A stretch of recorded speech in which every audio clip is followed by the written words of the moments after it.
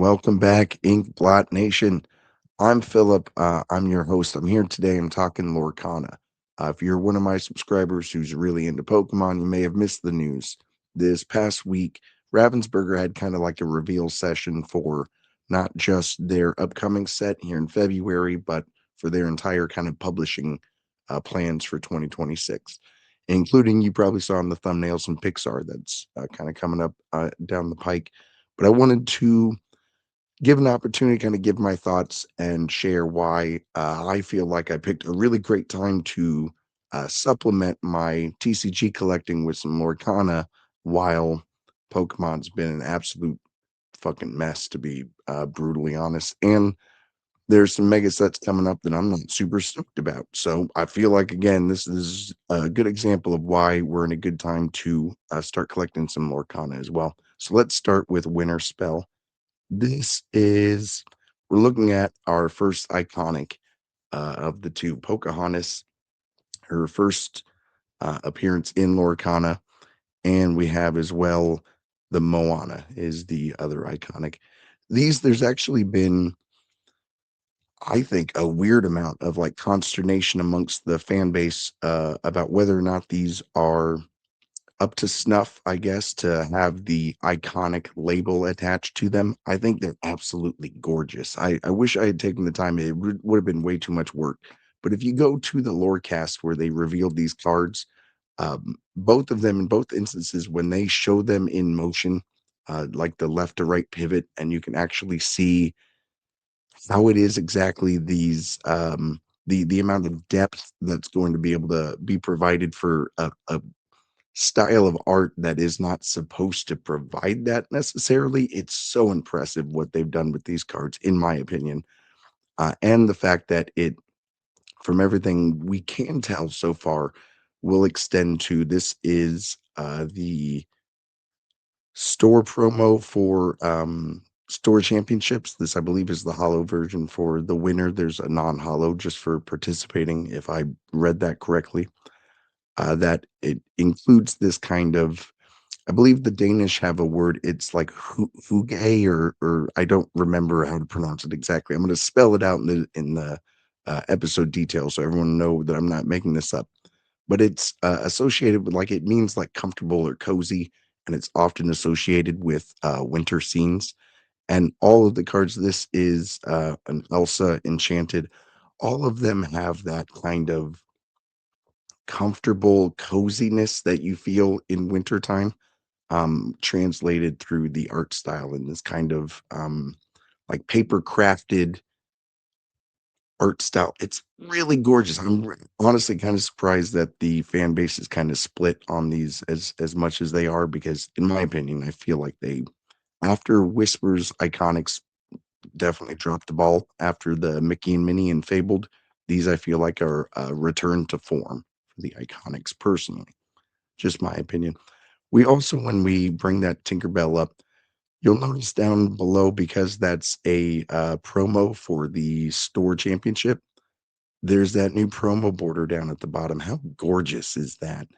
And when we add these to the screen, these are the pre-release promo borders that we're getting. How gorgeous are these? To help create that extra motivation to come into shops for pre-release and come get your promo card is, I feel like these are going to pop better than most other promo borders that I've seen. And I really like a couple of ones that I think it's for like the ones I think it's for being a guest at certain locations. One of them's the pie slinging Donald Duck, and it looks fucking superb.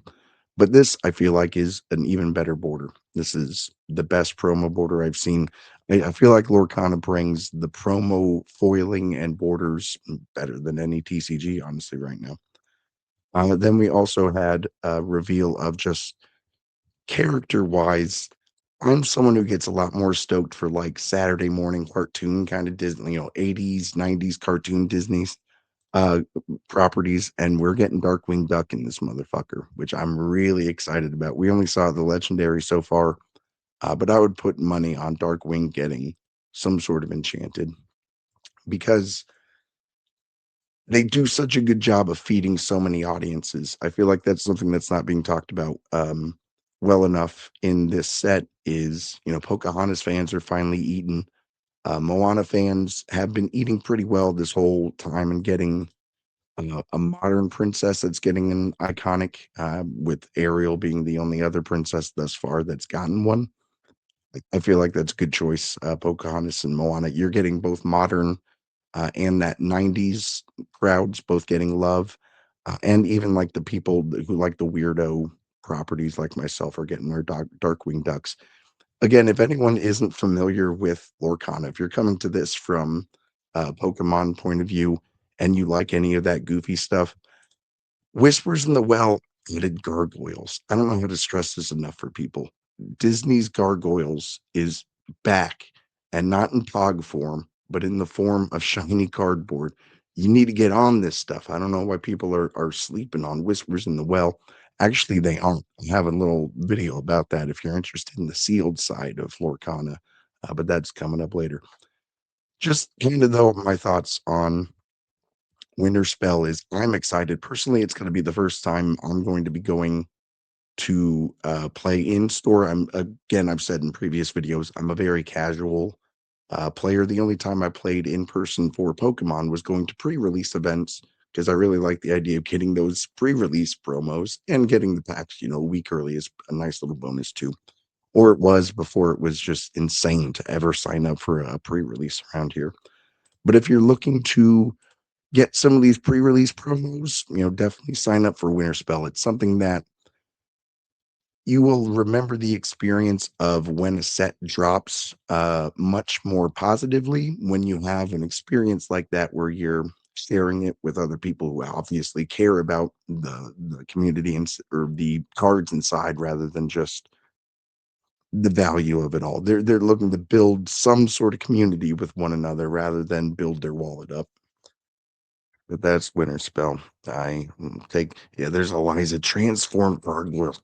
Gargoyles in this motherfucker. Get up in here. But they also revealed later on in the year they are bringing Pixar into Lorcana. So let's bring that up onto the stage.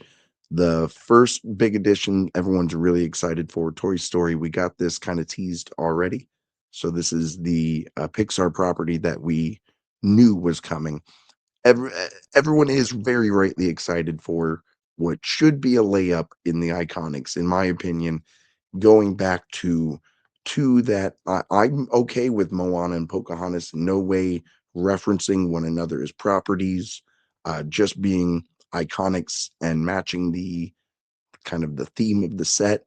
This, though, in my opinion, not having a fun old west toy Woody and a fun like sci-fi spacey Buzz card would be, in my opinion, a giant miss.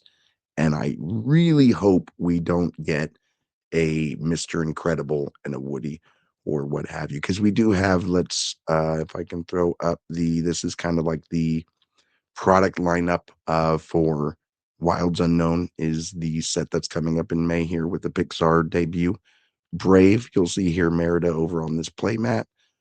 And I believe, yep, The Incredibles is in both this play set, and we got at least one card reveal.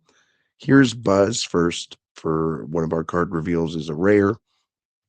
I think don't quote me on this. This is just speculation. I think the reveal of a rare Buzz hurts the chances of a Woody Buzz iconic. And I'll tell you where I'm going with that. I think they wanted to reveal what would be the most playable Buzz. And if it isn't a legendary, I'm really not liking his chances of being an iconic. But again, I play casually. I don't know if this actually is going to be, if this is playable at all, first of all, and if it'll be the most playable of the Buzz cards that we get. Who fucking knows? We barely gotten any of them.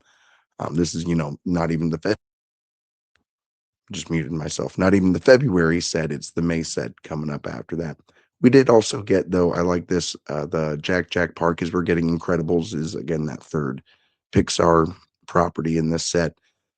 The effect of this card is amazing. At the start of your turn, you may put the top card of your deck into your discard.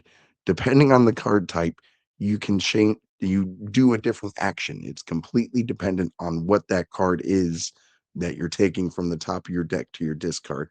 Complete random, like, I'm trying to think of better ways to communicate game design and have it match a property, have it match a character when you're trying to design all these card interactions. Mwah, beautiful on Ravensburger's part. Then we have coming up after that in Q3, we will have Attack of the Vine. We have Monsters Inc. now coming to Lorcana as well. Maybe I'm a little biased. I just have a certain love in my heart for Monsters Inc. Uh, and I really love the aesthetics they're going for here. Again, hopefully this is like a Halloween set. Attack of the Vine, it all has very like 50s bad sci-fi, Attack of the Killer Tomatoes kind of stuff going on. We see the up balloon here in the corner back behind Mike's shoulder. It should be a lot of fun. Should be a fun set. The future's looking bright for Lorcon. Is definitely the way that I would phrase it. And the last little teaser that we got, not even a name for this set, but we do know at the end of the year we'll be getting Coco, which if anyone hasn't seen Coco, that's to me it was a something that I put off for way too long. The second I saw it, I was like instant classic. I can't believe I put off watching this film. But I'm excited. Y'all tell me what you feel. If you feel like Lorcana dropped the ball with these iconics, are they not the fact that they characters don't match, or is it you just don't dig the art style? I've seen that from plenty of people, which fair enough. It's all subjective.